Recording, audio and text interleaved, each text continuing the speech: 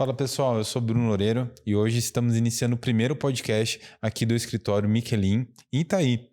E nesse primeiro programa nós vamos estar conhecendo a história e histórias incríveis do Dr. Ademar, histórias que vocês, muitas delas, garanto para vocês que vocês não conhecem. Ademar, muito obrigado pelo convite, que escritório lindo. E parabéns aí pelo trabalho que você faz e fico muito feliz de estar com você aqui hoje para a gente iniciar esse projeto e conhecer um pouco mais da sua história, né? Obrigado, Bruno. Obrigado. É um grande prazer recebê-lo aqui no nosso escritório, diante da nossa estrutura aqui em Itaí. Na verdade, aqui é uma casa, a principal casa, além da minha casa onde moro. Aqui é a minha segunda casa, onde passo o maior tempo da minha vida me dedicando e amando o que faço. Cara, Obrigado mesmo pela sua vinda aqui hoje. Muito bonito. Cada detalhe que a gente vê que é pensado com muito carinho. E eu e minha equipe, a gente ficou muito impressionado.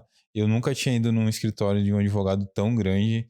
Hoje vocês têm uma equipe aqui que atende várias especialidades, né? Sim, são várias especialidades e a beleza do escritório, é claro, né, Bruno?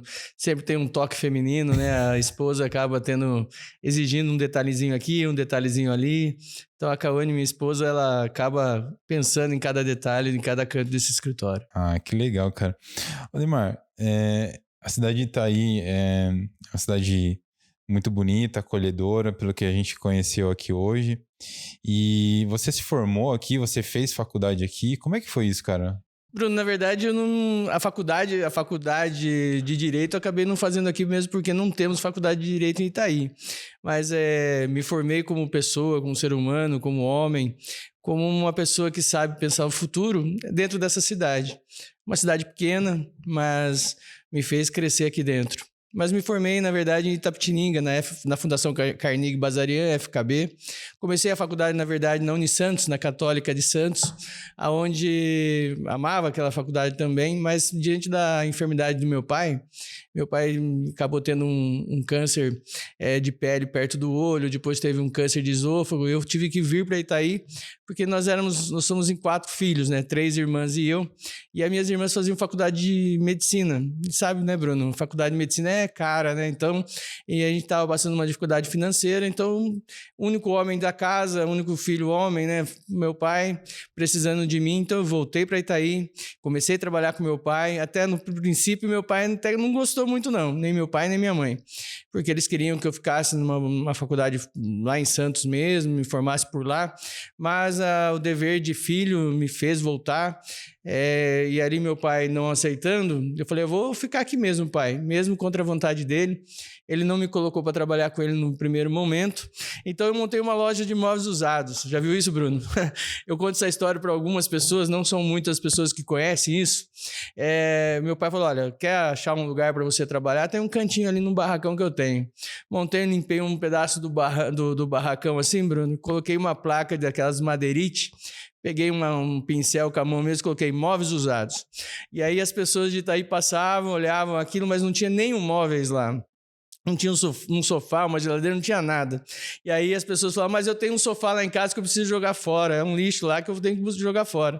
Eu ia na casa das pessoas, pegava esses móveis que já não tinham mais nenhuma serventia para eles, dava uma arrumada, uma reformada e colocava dentro da minha loja. E ali comecei a vender, consegui fazer a transferência para a faculdade em Itapetininga, pagar minha primeira mensalidade.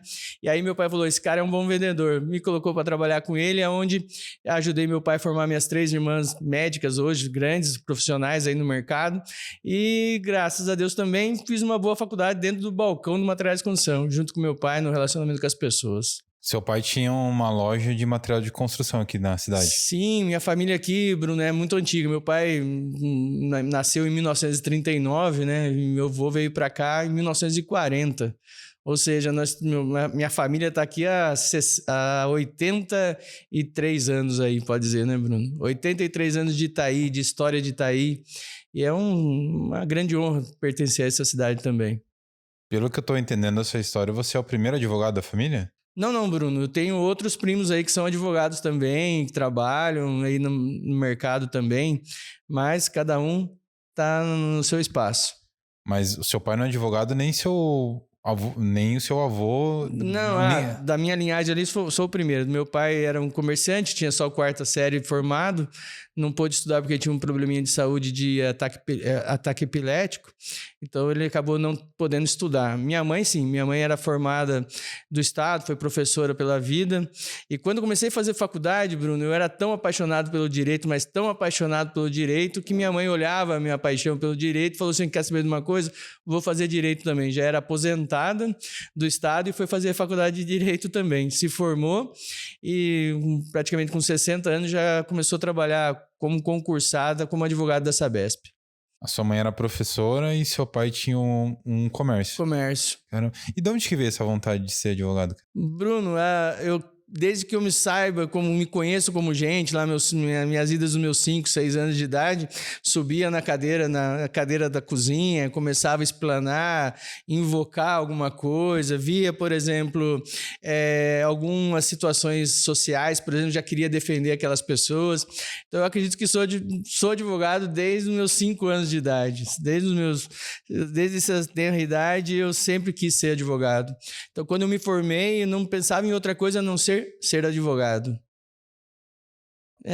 Na época da escola, por exemplo, Bruno, enquanto os alunos estavam fazendo maquete, fazendo alguma coisa assim de trabalho para a escola, eu estava fazendo trabalho em lixão, em boia fria, fazendo o estudo social dessa classe de pessoas também que são muito honradas na Terra, né? Então, assim, eu ficava um dia inteiro no lixão fazendo entrevista, acordava de madrugada, ia nos pontos de boia frias, que hoje tem poucos isso, mas antigamente tinha muito.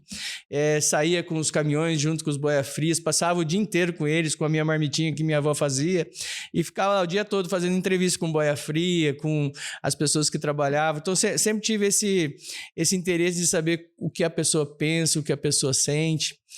E o verdadeiro advogado é aquele quando o cliente chega até ele quer cuidar daquele cliente, quer cuidar da causa dele. Mas seu pai, né, sendo um comerciante, sua mãe sendo professora, o que eles achavam dessas aventuras suas aí? Minha mãe sempre me apoiou. Meu pai sempre criou nós assim para o mundo mesmo. Cada um tem que encontrar o seu espaço e tivemos muita liberdade de escolha, Bruno. Seja na parte de religião, na parte de estudo, cada filho pôde escolher o que queria ser. E nessa parte sempre tive apoio dos meus pais. Que legal, cara.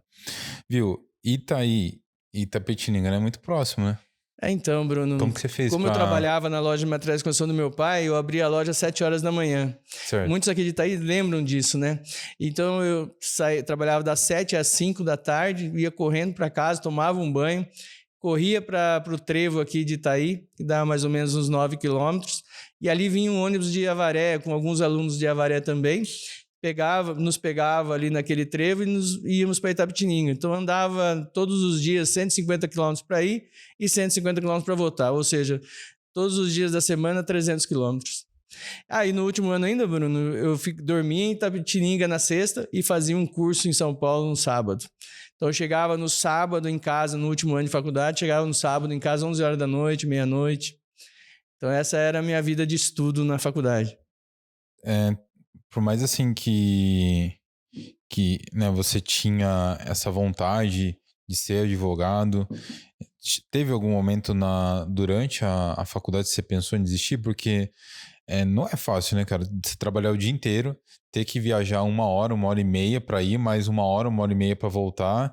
E pelo que eu sei, ainda você tinha que trabalhar bastante para levantar o dinheiro disso daí, né? Então, Bruno, eu costumo dizer que tem uma frase que eu conheci de um escritor, agora não vou lembrar qual é o escritor, lá quando eu tinha meus 18, 19 anos e lia muito filosofia, que falava assim, para aquele que não sabe aonde ele quer ir, qualquer caminho basta, né? Qualquer caminho serve.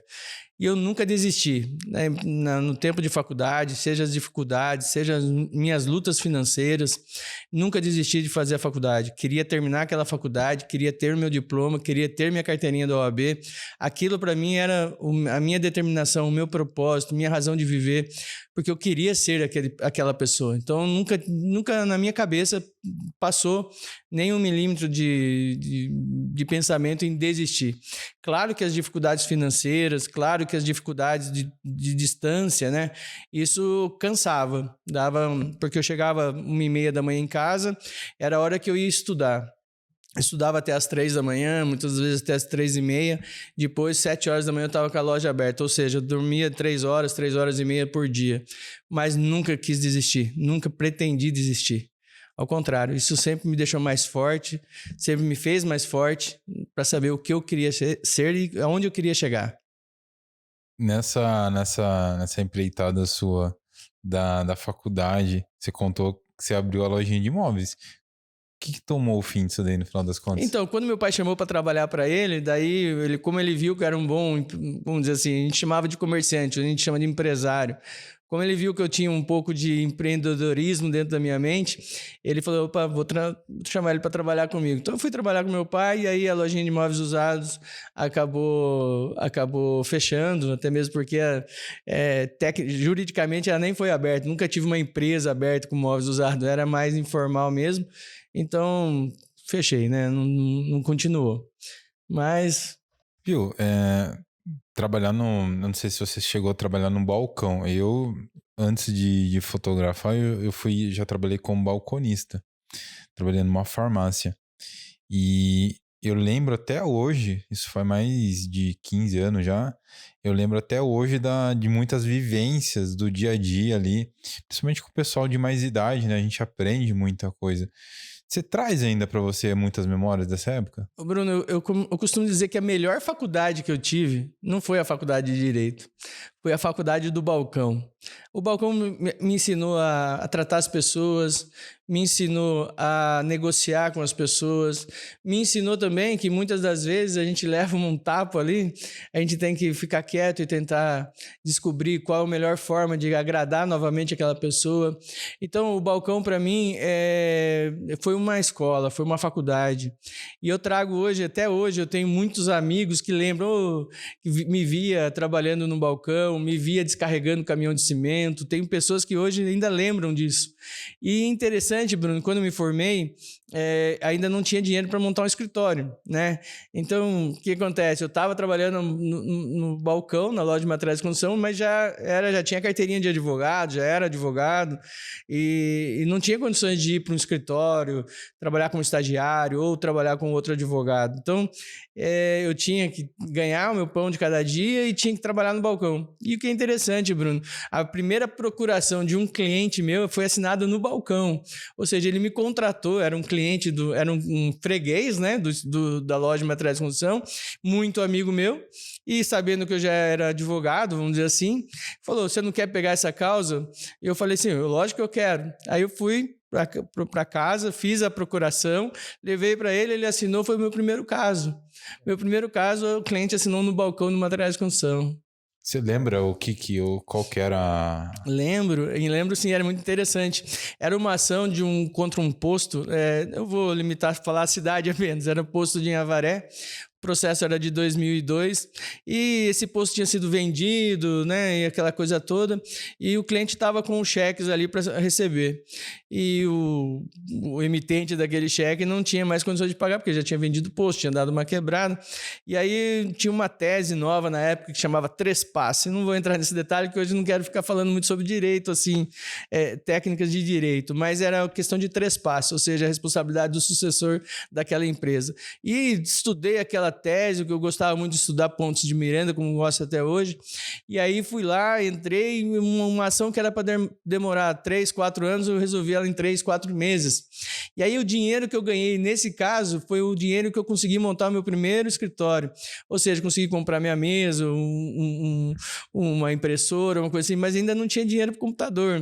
O computador era caro, ainda a internet era discada, então era um custo alto. E aí eu tinha um frigobar. Tinha um frigobar que eu tinha pego numa continha da loja de materiais de construção e acabou ficando comigo, aquele frigobar. Achei um amigo meu aqui em Itaí que tinha, olha, eu tenho um computador lá, um 486, 386, não lembro mais. Eram computadores antigos. Falei, você não quer trocar com o frigobar? Nesse momento, aquele cliente trocou comigo aquele computador pelo frigobar. Caramba. Foi interessante, Bruno. Primeiro computador seu, você trocou por um frigobarzinho. Um frigobar, você acredita? E tudo ali no balcão, todo o relacionamento que eu tinha ali, o mastermind que eu tinha ali era meus amigos do balcão. Então Você tem relação ainda com essa galera? Assim, tipo, hoje, né, você tem clientes hoje aqui que são dessa época? Olha que interessante, Bruno. Esse primeiro cliente que assinou aquela procuração para mim, isso há praticamente 22 anos atrás, 21 anos atrás, ele ainda continua sendo meu cliente. Até a gente tá gravando aqui na sua sala e você comentou que aqui na sua sala de reunião, onde que foi sua primeira salinha, né? Você estava compartilhando aí comigo, explicando mais ou menos como que era a entrada, aqui que era um corredorzinho e tudo mais. Sim, Bruno. Aqui, na verdade, essa casa, historicamente, para nossa família, minha família é uma família tradicional aqui na cidade, uma família que, sim, alguns membros da minha família se envolvem em política, né? E é uma família, como já te disse, 83 anos de cidade. Então, é uma família conhecida. E a pessoa mais conhecida, eu acho que a pessoa mais, na minha visão, a pessoa mais importante da minha família foi meu avô, o João Miquelin. Inclusive tem uma escola estadual, João Miquelin. Meu avô ajudou a trazer a Santa Casa. Meu avô trouxe ginásio. Foi um dos fundadores da Seripa, que é uma cooperativa de eletrificação rural aqui da cidade. Auxiliou a vinda da cooperativa Olambra também. Então esse avô, ele morava nessa casa, o escritório dele era nessa casa.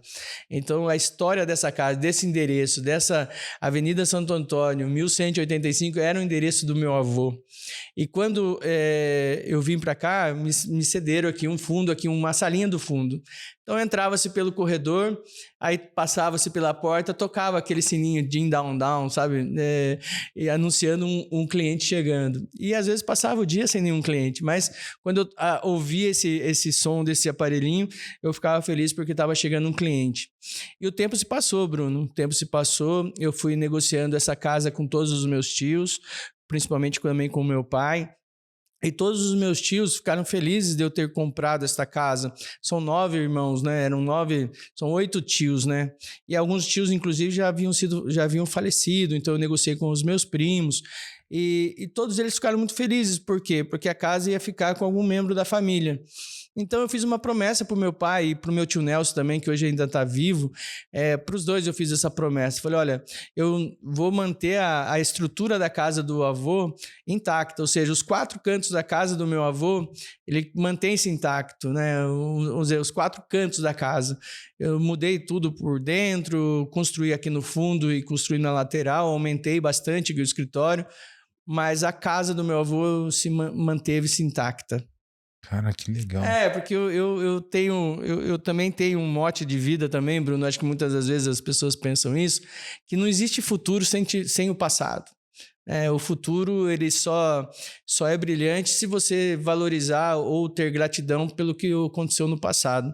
Então, o passado dessa casa, a história dessa casa, ela é importante para mim. Porque a pessoa que teve o seu escritório profissional aqui também foi um grande homem. E nesse grande homem, junto com a memória do meu pai, eu também busco trilhar os mesmos passos que eles. O seu avô ainda não é mais vivo, né? Mas o que você tem de memórias que você tem com ele, assim, da vivência que você teve com ele, assim, cara? Interessante isso, Bruno, né? Eu nasci em fevereiro de 76. Meu avô faleceu em julho de 76. Ou seja, eu não conheci meu avô, né? Eu tinha apenas 5 meses de vida, né? Mas ele me conheceu. Mas eu sempre fui um curioso do meu avô. Então, eu perguntava muito sobre a vida dele, conversava muito com o meu pai também, que foi um grande homem, um exemplo de honestidade, de carinho, de paciência. Então, eu conversava muito com o meu pai sobre o meu avô, conversava com as pessoas sobre o meu avô. E todas as pessoas com quem eu conversava poderiam ser até inimigos políticos do meu avô, que eu conversei. Todos falavam muito bem do meu avô, da postura daquele homem, da forma dele negociar, na forma dele fazer o relacionamento que ele tinha com o ser humano, com as pessoas, a não distinção de raça, sexo e cor, ou não tinha nenhuma distinção se era rico ou era pobre. Meu avô, ele tinha um relacionamento humano com as pessoas. Isso sempre me chamou muito a atenção. Isso sempre me fez valorizar a história do meu avô. E isso hoje eu faço da minha vida buscando esses exemplos como filosofia de vida mesmo. Eu quero trilhar os mesmos passos. Meu avô foi político e tudo, mas eu já não sou político porque não gosto muito de me envolver em política, mas eu tento traçar os meus caminhos como meu avô traçou. Hoje, qual que é o sentimento que você tem trabalhando aqui, né? Na casa que era do seu avô? Hoje você tem uma equipe grande, não é mais você. Como que é pra você, cara? Olha, Bruno, é uma sensação de prazer, é uma sensação de realização, é uma sensação de orgulho. Para mim, trabalhar na casa onde meu avô teve a sua moradia e seus negócios, para mim é indescritível de falar a alegria que eu tenho, o prazer que eu tenho de estar aqui, entrar por esse escritório todos os dias. E estar aqui. Eu estar aqui, para mim, é uma satisfação, é um sentimento. Eu acredito que tem alguns sentimentos que acabam se assemelhando a este, como o meu casamento, como o fato de você viver bem, mas é uma sensação de como se eu estivesse vivendo algo que estou dando orgulho a alguém, né? Estou sendo uma pessoa que está fazendo sentido na Terra. Então, trabalhar aqui nesse escritório, para mim, tem esse significado. Deixa eu te perguntar uma coisa. Como que começou a sua carreira? Tipo assim, você começou lá na frente do mercado, do material de construção. Hoje você tem essa conexão muito forte com a casa, que hoje é o escritório.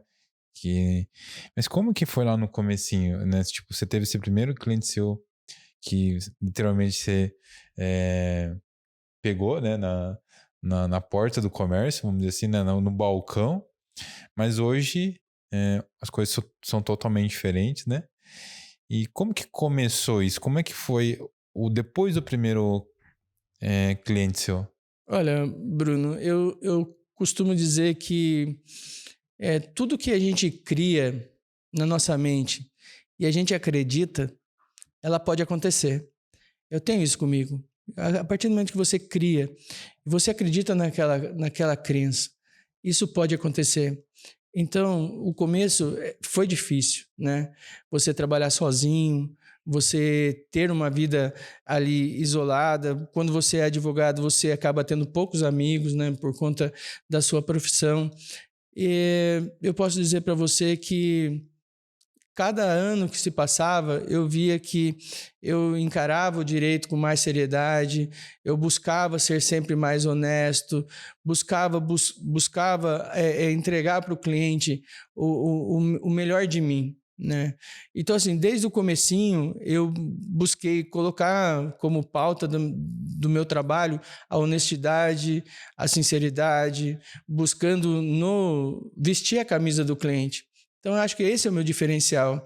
E, assim, quando eu estava trabalhando sozinho, era uma situação de... Você está ali sozinho. Quando você começa a aumentar o escritório, você começa a ver que as pessoas estão chegando, elas estão chegando a alguns ideais.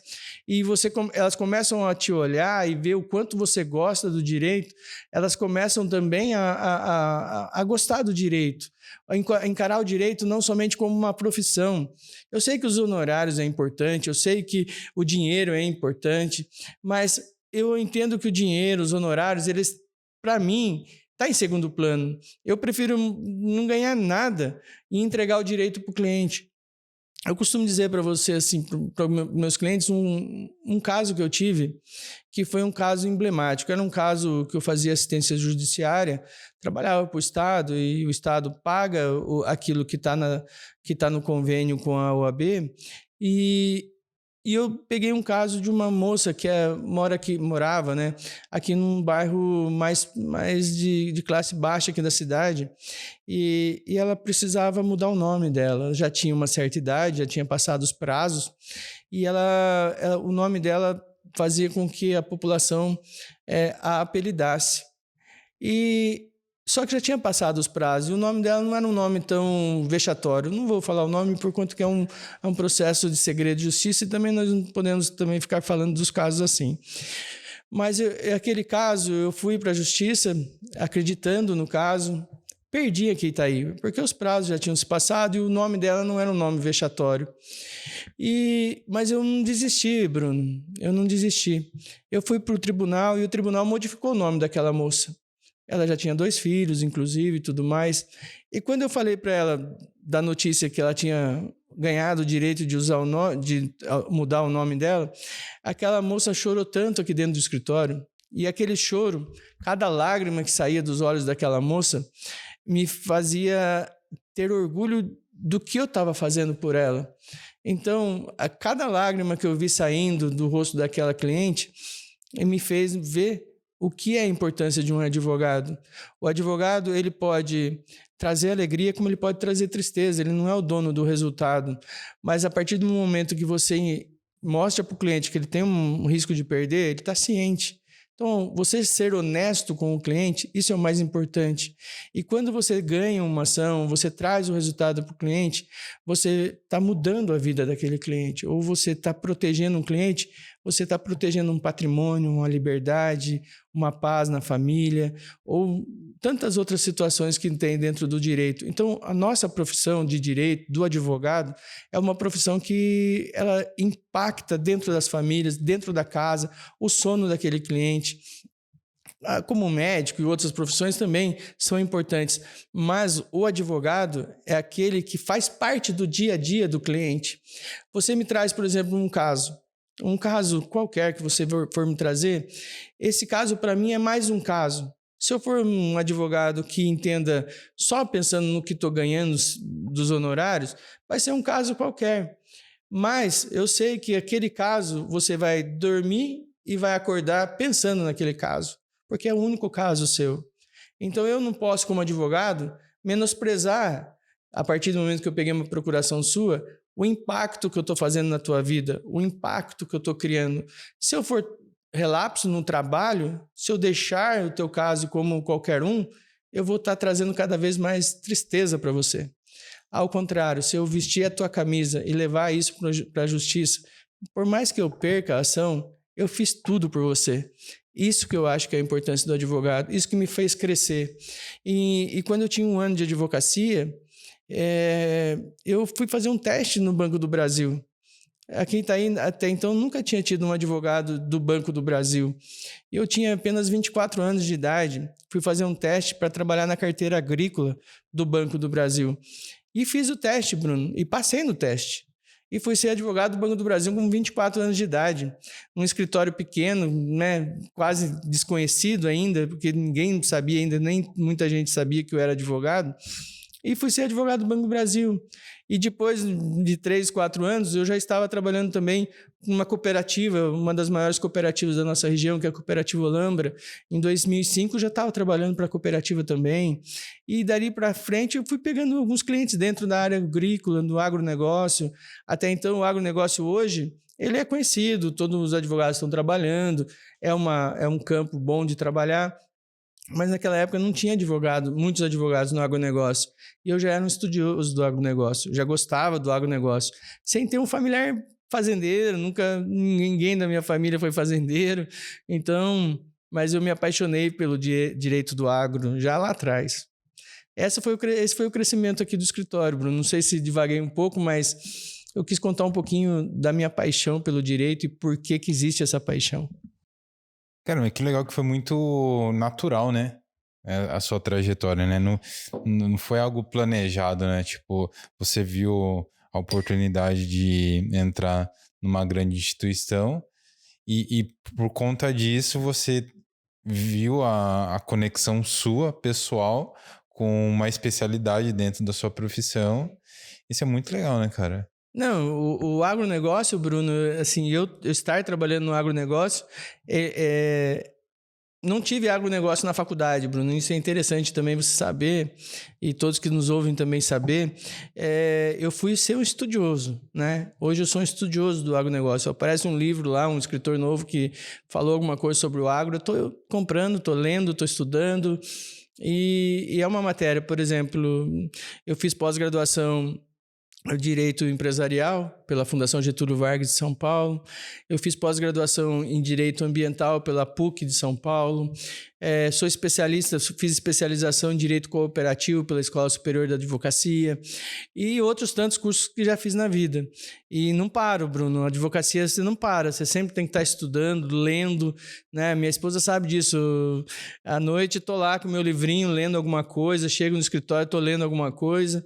E o bom advogado, não digo que sou bom, mas o advogado em si, ele tem que estar em constante estudo, constante aprimoramento. Todo profissional, né, cara? Todo profissional. Viu? Hoje, em 2023, você já está há quanto tempo como advogado? Olha, como advogado, eu estou há 21 anos. 21 anos. Agora, dia 16 de agosto de 2023, vou fazer 21 anos de escritório, né? Mas eu comecei a advogar mesmo em março, que eu falei para você, né? Que eu era do balcão, né? Então, em março já fez 21 anos. Aqui nesse escritório você já está há quanto tempo? 21 anos, Bruno. 21 anos. Quando eu comecei no fundinho desse escritório. Ou seja, desde quando eu comecei, há 21 anos atrás, eu estou no mesmo local. Só que aumentou o escritório. Era uma salinha, né? Era uma salinha de... acho que dava 4x4. 16 metros quadrados, né? Hoje o escritório tem 360 metros quadrados. Abriga aí hoje 7 advogados, 2 secretárias, uma moça da limpeza que nos ajuda bastante. Então, é um escritório que está em constante crescimento. Inclusive, começamos agora também fechamos uma parceria com a FSP, né, que é a Faculdade ali Sudoeste Paulista. Vamos ter um estágio aqui supervisionado com alguns estagiários, e tanto o estágio obrigatório como não obrigatório, que é remunerado. Então, a gente está em constante mudança, sabe? Esse estágio vai propiciar também que os alunos do 3º, do 4º e do 5º ano possam ter contato com a vivência dos advogados. Fechamos também com a coordenação da faculdade visitas técnicas dos alunos para comparecer aqui no escritório, verificar como que é o dia a dia de um advogado. Isso vai ser legal também. Isso faz com que a gente acabe ficando orgulhoso do direito, orgulhoso de ser advogado também. Você falou sobre como que é o dia a dia de um advogado. Como que é o dia a dia do advogado? Porque, exemplo assim, o que a gente imagina é o tempo inteiro vocês ou lendo, ou estudando, ou tendo audiência. É isso mesmo? Como que é para as pessoas que não entendem, são leigas? Como que é o seu dia a dia? O dia a dia do advogado é 24 horas, Bruno, vamos dizer assim. Eu acordo de manhã, a primeira coisa que eu olho são as minhas publicações. Então, as minhas publicações ou tá me trazendo coisas boas ou me tá trazendo coisas ruins, ou seja, sentenças boas ou sentenças ruins. E aí, o planejamento do dia. Todo advogado tem que ter um planejamento. Ele tem que ter foco naquilo que ele está fazendo, ou seja, ele chega no dia, ele tem que estar o seu dia planejado, cumprir seus prazos. Primeiro ponto, eu acho que o advogado que cumpre seus prazos é um advogado de sucesso. A partir do momento que um advogado é um advogado que perde prazo, por mais simples que seja o prazo, se ele não cumpre os prazos dele na justiça, ele está precisando reformular os seus conceitos. O segundo é o estudioso, aquele que chega o caso no escritório, não vai já distribuindo a ação. Ele estuda, ele busca informações do cliente, ele busca informações da parte que ele vai ajuizar contra. É aquele advogado que olha a causa, lê a lei, lê a jurisprudência, busca a jurisprudência atualizada, e aí ele vai trabalhar, vai montar uma ação. eu entendo que a partir do momento que você começa uma ação, você tem que terminá-la. Não é aquele que você, vou fazer um tópico hoje, um tópico amanhã, um tópico depois da manhã. Não pode ser procrastinatório. Acho que você tem que ter esse foco de não deixar para amanhã. Por mais que você tenha um prazo de 10 dias, se você pode fazer ele hoje, faça. Não deixa para no último dia de prazo. E aí você fazendo hoje, surge alguma coisa, você pode pensar, então eu vou deixar para amanhã porque eu tenho mais 8 dias para frente. Então você pega, estuda o caso, dia todo dentro na frente de um computador, trabalhando, fazendo as peças, as petições, distribuindo. Hoje todo o processo é digital. As nossas idas aos fóruns, só em algumas audiências. A maioria das audiências ainda hoje estão online, né? Então você acaba não saindo muito para fórum. Eu, particularmente, eu atendo muito clientes em outros locais, em outras cidades. Eu viajo bastante, viajo para Goiás também, onde eu trabalho, onde eu tenho um escritório em Goiás. Então, eu acabo viajando bastante. Mas você tendo tudo planejado, você tendo tudo estruturado, você consegue dar conta, você consegue resolver. Hoje as audiências são online por conta do pós-Covid? Veio, né? Bruno, isso sim, é bem importante você falar. Antigamente havia muito preconceito nas audiências online, né? Tanto na questão da segurança, da não comunicação das testemunhas e outras situações mais. Mas esse conceito, por conta da pandemia, realmente mudou, né?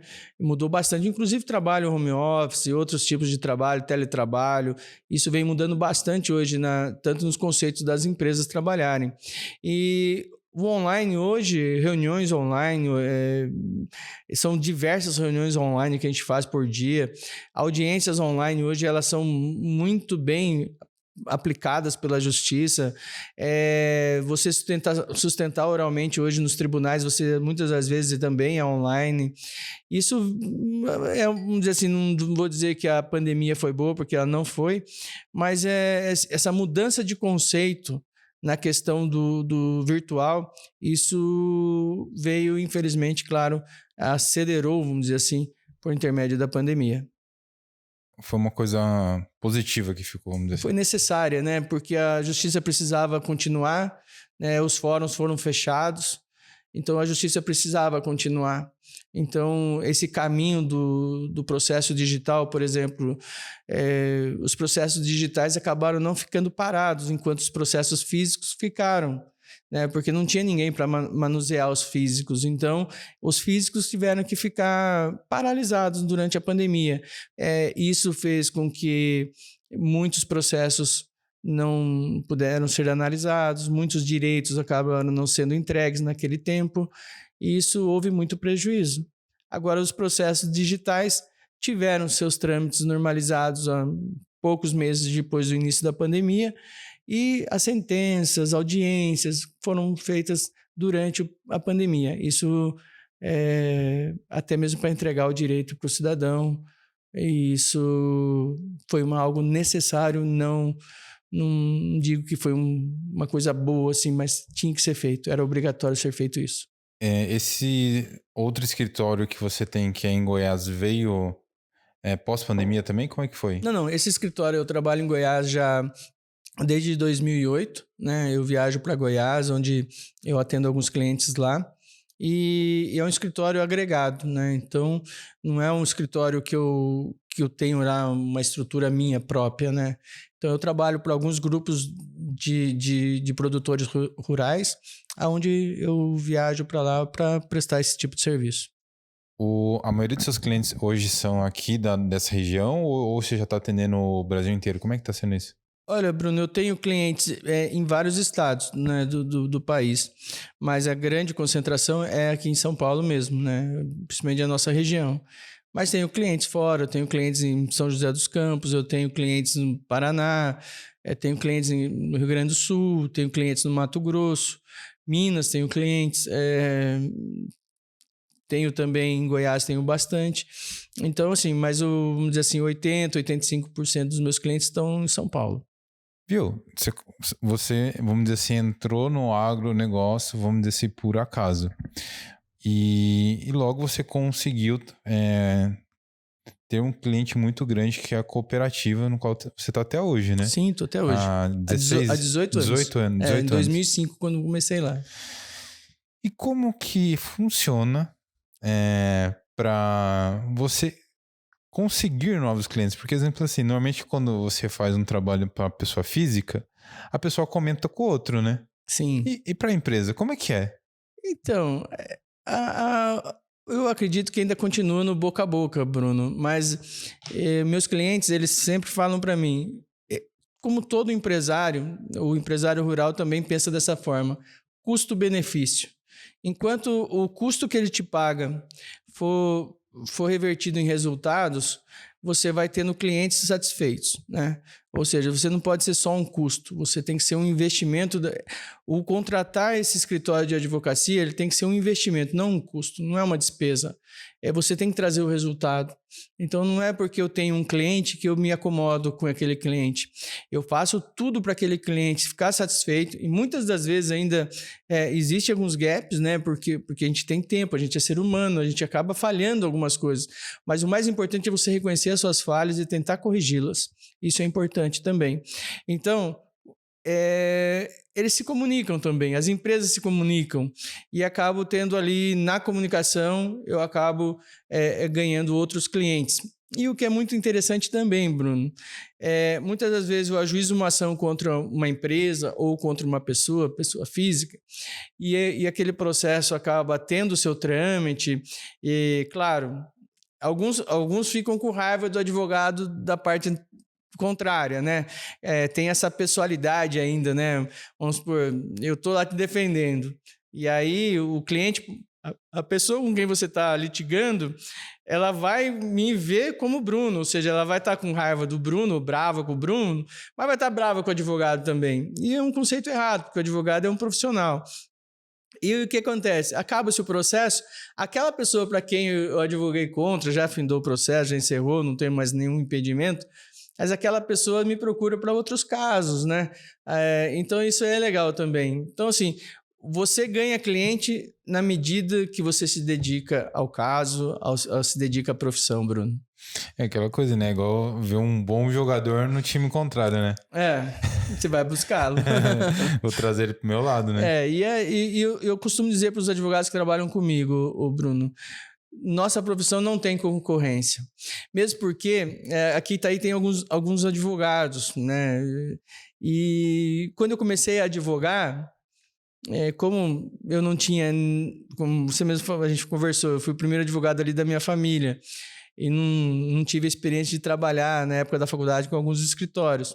Não tive essa experiência. Então, eu meio que imitava aqueles advogados, tanto na postura, tanto nas petições, tentava, se ele escreveu lá com um coloridinho e tal, ou colocou alguma coisa diferente, eu procurava fazer também, né? Eu sempre tentei procurar imitar aqueles que estavam se dando bem.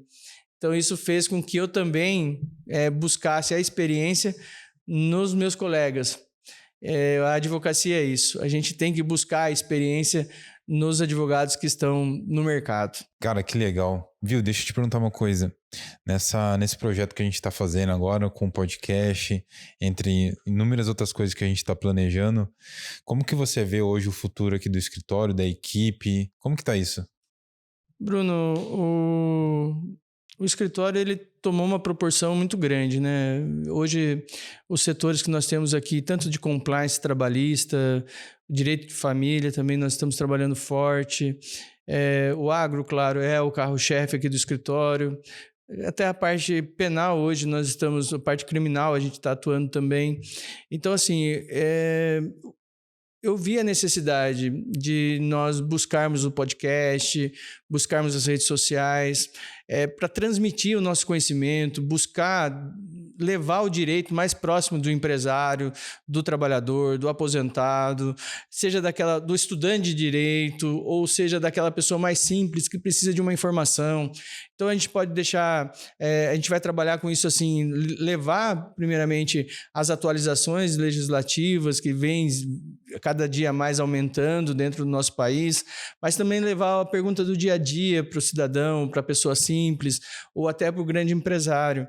Deixar ele mais próximo do direito, ver que há luz no fim do túnel, né? Porque muitas das vezes, ontem mesmo ligou uma família desesperada aqui no escritório, o pai de família já no desespero, e a gente, conhecendo o direito, a gente, olha, não é dessa forma que vai acontecer, vai proceder, vai ter o caminho do processo, vai ter o final do processo, vai ter todos os direitos de defesa.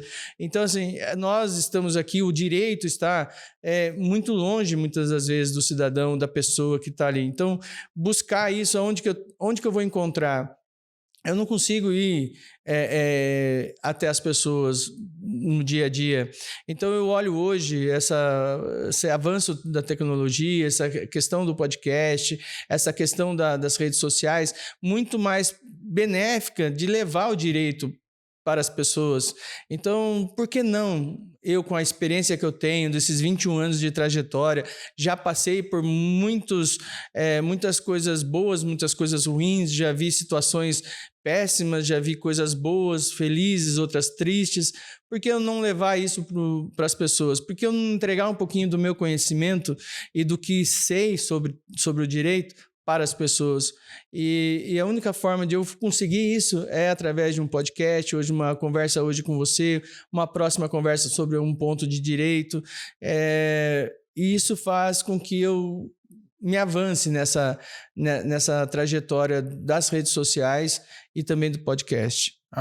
Hoje a internet é uma forma de a gente se conectar com as pessoas, a gente se expressar, né? Antigamente a gente só tinha o jornal, a revista, a coluna, e hoje a gente consegue de uma forma bem mais simplista levar uma mensagem positiva e levar informação para as pessoas até mesmo de uma forma descomplicada, né? Sim, com certeza. Hoje, dentro aqui do escritório, o braço forte de vocês é o agronegócio, mas hoje a equipe de vocês atendem todos os setores que envolvem um atendimento com um advogado. Sim, por exemplo, eu tenho um advogado especializado em direito de família, né? Eu tenho um advogado se especializando também no direito criminal. Eu tenho advogados especialistas em direito trabalhista, em compliance trabalhista, ou seja, não somente do direito, mas no preventivo do direito. Você se adequar antes de uma fiscalização, antes de um acidente, prevenção a acidentes. Então, hoje nós estamos com uma equipe multidisciplinar no escritório, buscando levar para as pessoas, para os nossos clientes principalmente, o melhor do direito, o melhor do conhecimento, a forma melhor de se trabalhar, a forma melhor de conduzir suas empresas, suas fazendas, ou até a vida social da pessoa, né? Até mesmo uma questão familiar. Hoje você uma paternidade afetiva, hoje união de homossexuais, tantos outros direitos que hoje está mudando, e claro, graças ao quê? Ao empenho dos advogados que buscam esses direitos para essas pessoas. E por que não nós também não nos ativarmos a isso, não buscarmos levar o conhecimento? Então, no escritório nós temos essa equipe multidisciplinar, estamos preparados para trabalhar. Quero aumentar ainda o meu escritório. Hoje eu tenho espaço para aumentar, eu tenho espaço para contratar advogados. Como eu falei agora há pouco para você, começamos agora um convênio com a FSP em Avaré. Quero aumentar isso, quero deixar isso cada vez tomar corpo maior. Eu sou um advogado que não paro, Bruno. Sou um advogado que não se acomoda com as coisas. E eu não penso só em financeiro, não penso no dinheiro. Eu quero buscar cada vez mais o aprimoramento do direito, a busca pela excelência. E assim, o céu é um limite para nós, o sol nasce para todo mundo e, claro, aquele que laborar com mais clareza, com mais transparência, com mais honestidade, esse se mantém no mercado. E isso eu busco aqui no escritório como filosofia, como missão, como valor, ser transparente e ser honesto. E levar o melhor para o meu cliente, para as pessoas que nos procuram. Cara, que legal. Ademar, gostei muito desse nosso primeiro podcast. Acredito que as pessoas vão mandar bastante sugestões de temas para a gente estar gravando, para você estar conseguindo se conectar com as pessoas de forma mais fácil através da rede social. Hoje a gente está fazendo um trabalho muito legal que em breve você vai estar também, né, mais frequente no Instagram. Então, fica a dica aí para vocês que estão assistindo, enviem dúvidas, temas que vocês gostem, tanto no comentário desse vídeo ou na caixinha de pergunta no Instagram. Então, se você tem uma dúvida, gostaria de saber sobre um tema, gostaria que a gente gravasse um podcast com um convidado especial junto com a Ademar para falar sobre um assunto, comenta aqui nesse vídeo ou envie uma pergunta no direct do Instagram, e a gente vai estar fazendo esse projeto incrível e vai estar se conectando com vocês. Esse é o grande intuito desse podcast.